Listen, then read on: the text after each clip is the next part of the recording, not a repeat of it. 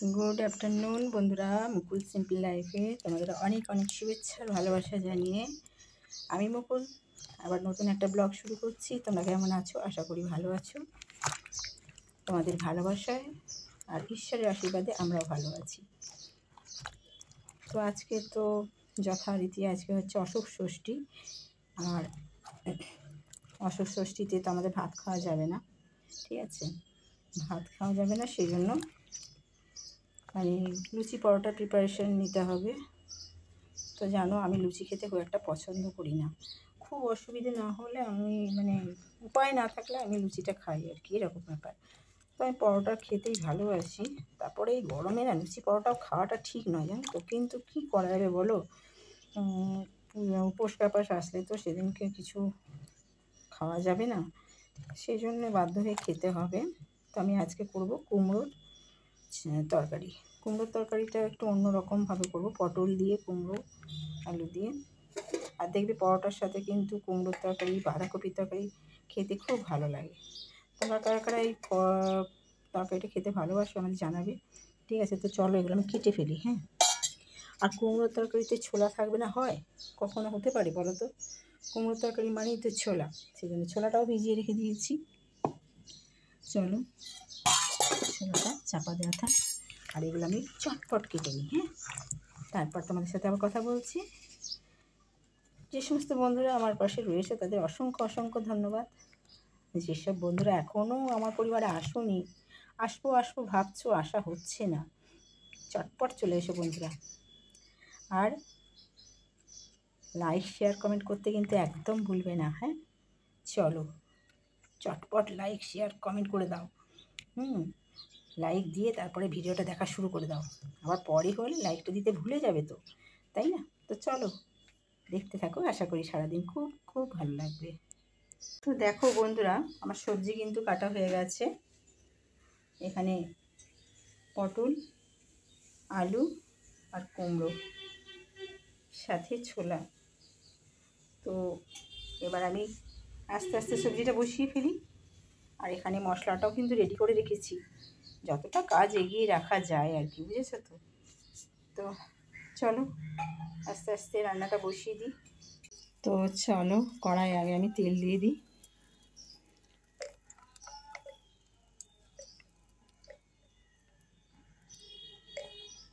সর্ষের তেল দিচ্ছি। আমি দিলাম গোটা জিরে আর শুকনো লঙ্কা, অবশ্যই তেজপাতা দেব, আর সাথে দেবো হিং। কুমড়ো তরকারিতে হিং না দিলে না আমার ঠিক ভালো লাগে না, এই হিঙের গন্ধটা খুব ভালো লাগে।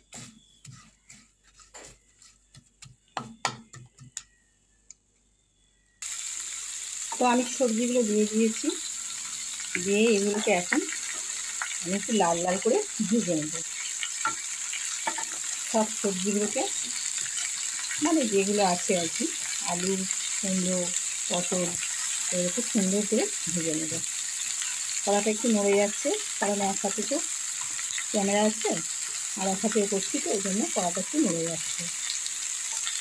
তো সুন্দর করে আগে ভাজা হোক, তারপরে তোমাদেরকে দেখাচ্ছি কী করি। তো কুমড়োগুলো দেখো একটু ভাজা ভাজা হয়ে গেছে।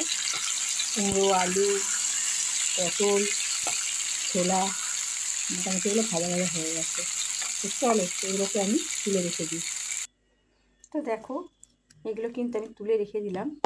এরপর আমি কড়াটায় আর একটু তেল দেবো। কড়াই একটু তেল দিয়ে এইভাবে কুমড়োর তরকারিটা করলে কিন্তু খুব আরও বেশি টেস্টি হয়। যায় এইভাবে কুমড়োর তরকারিটা করা হয় না, তো ভীষণ টেস্টি হবে। দেখো মশলাটা কষা হয়ে গেছে, ভাজাটা দিয়ে দিলাম এতে।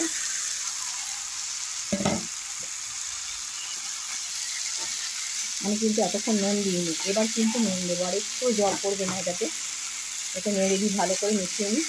তোমরা যদি এইভাবে কুমড়োর তরকারিটা করো, এটার স্বাদটা কিন্তু অনেক ভালো হয়, আরও বেশি বেড়ে যায়। আগে সবজিগুলোকে ভেজে একটু ভাজা ভাজা করে তুলে রেখে দিয়ে তারপরে মশলাটা কষিয়ে যদি দেওয়া হয়, তাহলে কিন্তু টেস্টটা ভালো হয়। আর আমার কুমড়োটা যেহেতু খুব বেশি লাল নয়, সেই জন্য কিন্তু কুমড়োটা খুব বেশি ভাজা গেল না, কারণ জল বেরিয়ে যাচ্ছিলো।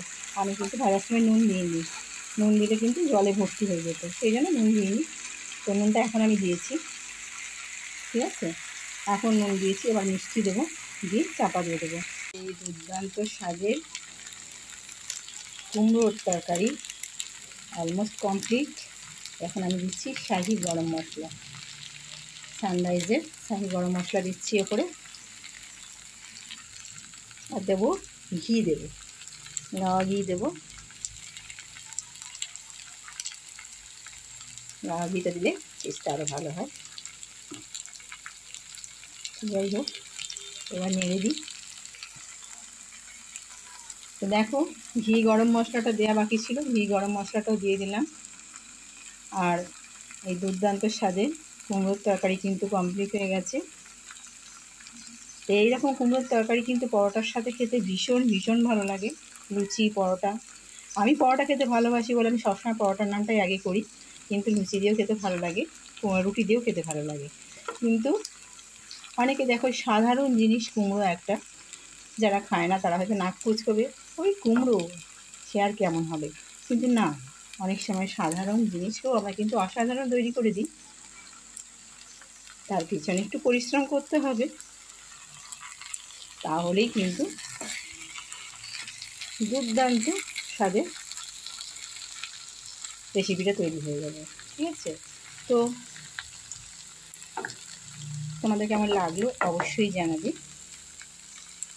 আর এটা তো পরোটার সাথে একদম মানে জমে গেছে। তো চলো এরপরে আরেকটা বানাতে হবে, সেটাও আবার তোমাদের দেখাই।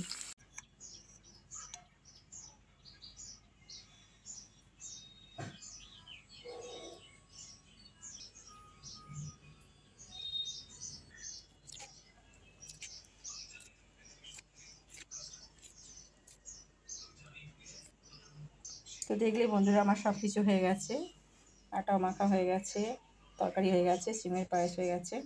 বন্ধুরা, এবার খিদে পেয়ে গেছে, খেয়ে নিই। খেয়ে তারপরে তোমাদের সাথে যদি পারি কথা বলবো। তো তোমাদের কেমন লাগলো অবশ্যই জানাবে।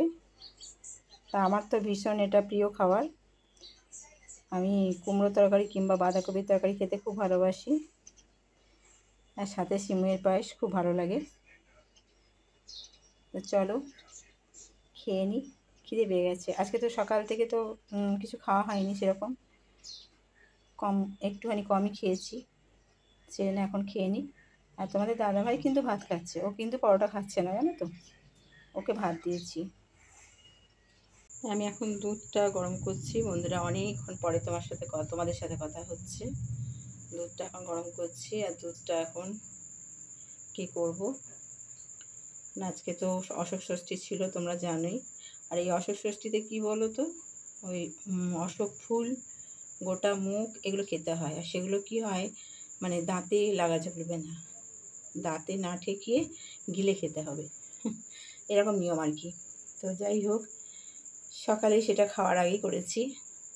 আর দুপুরে তো দেখলেই আমরা পরোটা খেলাম, আর এখন দুধ জাল দিয়েছি। তো এই যে সাবু, সকাল থেকে সাবুগুলোকে ভিজিয়ে রেখে দেওয়া হয়েছিল, মানে বড় দানার সাবু তো ভিজতে তো অনেকক্ষণ টাইম লাগবে, তো সেই জন্য বড় দানার সাবুকে ভিজিয়ে রেখে দিয়েছিলাম সকালবেলা। সারাদিন ভিজেছিল, তারপরে যখন অনেকটাই ভিজে গেল তখন ফ্রিজে ঢুকিয়ে দিয়েছিলাম। আর সেই সাবুটাকেই কলা দিয়ে, সন্দেশ দিয়ে, দুধ দিয়ে, নারকেল দিলে ভালো হতো, নারকেল রাখাও আছে বাড়িতে, কিন্তু নারকেলটা কেন দিলাম না বলো তো, নারকেল খেলে রাত্রিবেলা না অ্যাসিড হবে, তো সেই জন্য রাত্রিরে আর নারকেল দিলাম না। বেশ খেতে খুব ভালো লাগে নারকেল দিলে, খুবই টেস্টি হয়, কিন্তু হচ্ছে কি যে নারকেল দিলে অ্যাসিড হয়ে যাবে, তাই জন্য দুধ আর কলা সন্দেশ দিয়েই এটাকে মেখেছি।